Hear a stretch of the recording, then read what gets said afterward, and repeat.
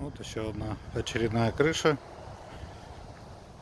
Частичный ремонт стяжки, ремонт вентшахт и парапеты накрывали.